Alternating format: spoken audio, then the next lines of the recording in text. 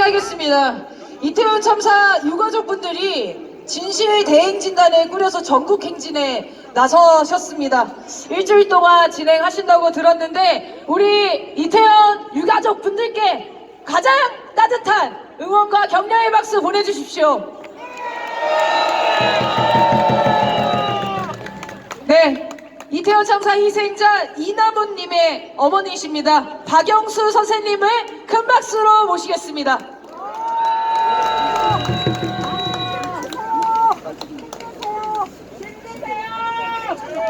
감사합니다.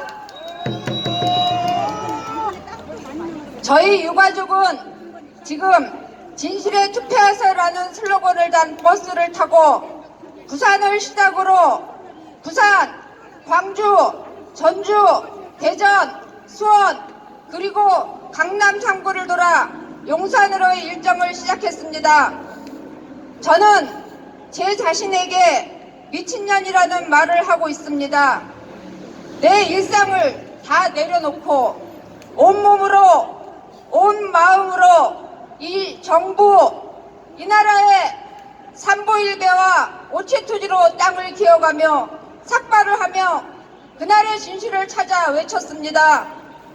미치지 않고서는 어찌 내 자식의 죽음을 받아들일 수 있겠습니까?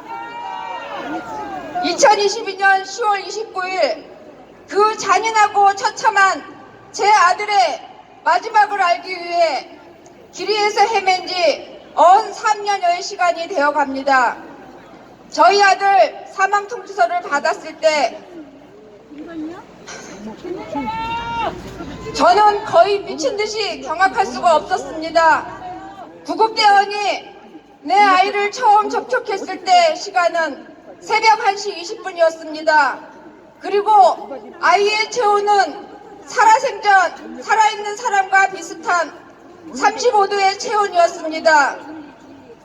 그렇다면 2시간 동안 아이는 그 차가운 기류에서 생명의 끈을 붙잡고 있을 거라 생각합니다. 저는 지금 진실에 투표하세요라는 전국 투어를 하고 있던 중 우연히 시멘트 벽에 힘겹게 붙어있던 잡초 더미를 보았습니다. 하물며 잡초도 살기 위해서 이리도 힘겹게 버티고 있는데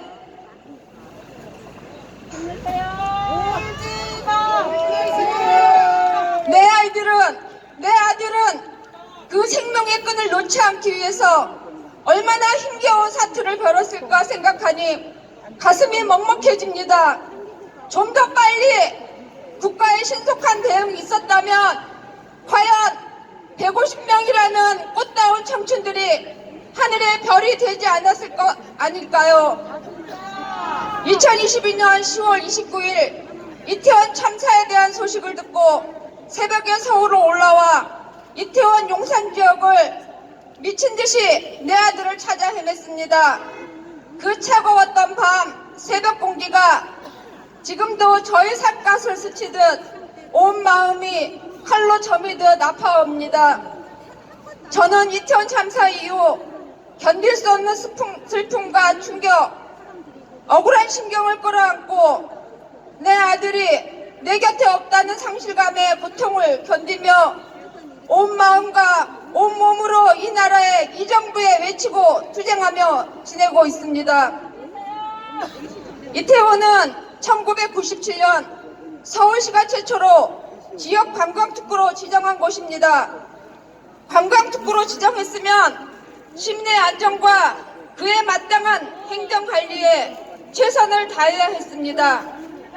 그러나 서울시 용산구청은 직무유기로 관광특구로 지정된 이태원 거리를 방치했습니다.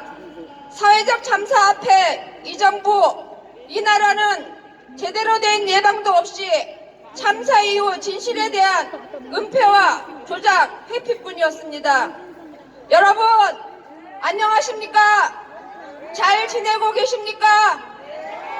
행복하십니까? 이 정권 하에 요즘 우리 국민들 누가 안녕하고 잘 지내고 있다고 대답하는 국민이 몇이나 될까요?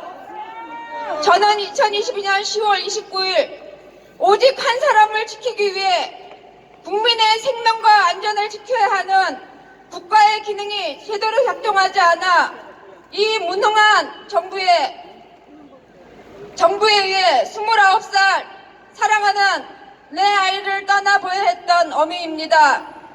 저는 아들에게 용서받지 못할 거짓말쟁이 엄마입니다. 아들이 살아생전 제가 입버릇처럼 하던 말이 있습니다. 우리나라같이 살기 좋은 나라가 어디 있냐고, 열심히 노력하고 착하게 살면 세계 어느 나라보다 살기 좋은 나라라고 가르쳤습니다. 그런데 이 말이 아들에게 용서받지 못할 거짓말이 되어버렸습니다. 아무리 국민이 열심히 살고 착하게 산들 국가가 국민의 생명과 안전을 지켜주지 못하는 나라가 어찌 좋은 나라일까요? 국가는 국민의 생명과 안전을 책임져야 하는데 사회적 참사 앞에 국가는 없었습니다. 윤석열 대통령이 부활절 연합 예배에서 더 낮은 자세로 국민 속으로 깊숙이 들어가 국민의 아주 작은 목소리에도 귀 기울일 것이라 했습니다. 도대체 국민의 아주 작은 목소리는 무엇을 말하는지 묻고 싶습니다. 어느덧 햇수로 3년의 시간이 지난 저희 이태원 유가족들은 이태원의 그날의 진실을 알기 위해 진실규명과 책임자 처벌을 외쳐왔습니다. 진실버스를 타고 전국을 돌아다니며 국민청원 5만을 달성하고 21대 국회 최대 183명의 의원들이 공동으로 이태원 특별법을 발의하고 신속 처리안건으로 지정하여 국회 본회의를 통과하였습니다. 그리고 많은 시민과 사회단체, 종교단체에서도 생명안전과 참사 재발 방지의 뜻을 담은 이태원 특별법을 같은 목소리로 외쳐왔습니다. 그러나 국민의 아주 작은 목소리도 귀 기울였다던 대통령과 정부 여당은 그 크나큰 외침과 온몸으로 투쟁하는 우리의 목소리는 왜 듣지 못하는 것입니까? 이제는 우리 국민이 똑똑히 윤석열 정부 귓구멍에 제대로 들려줘야 합니다. 살아가는 나라가 아닌 살아내야 하는 게 혼란스럽고 힘겹고 예측하기 힘든 이 정권에 우리 시민의 힘을 제대로 보여줘야 할 때입니다. 4월 10일 이번 총선에 이 나라의 주권자인 우리 국민이 적극적인 참여가 필요하다고 생각합니다. 진정으로 국민을 위해 일할 수 있는 안전한 사회를 만들 수 있는 말로만 국민의 생명과 안전을 떠드는 정당이 아닌 진정으로 국민을 생각하는 저희 이태원 유가족의 아픔에 공감하며 안전한 사회로 나아가기 위해 왜 특별법이 필요한가를 느끼며 힘써주는 정당을 지지해 주십시오.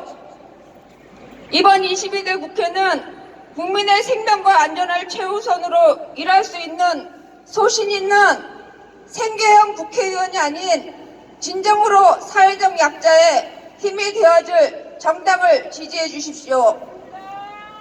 저희 유가족들은 5일날 광주에서 사전투표를 실시하였습니다. 깜짝 놀랐습니다. 역대 선거 참여를 봐도 우리 국민들이 이렇게 많은 관심과 참여에 많은 생각이 들었습니다. 역시 이 혼란스럽고 험난하고 살기 힘든 세상을 바꿔보겠다는 국민의 의지를 보았습니다.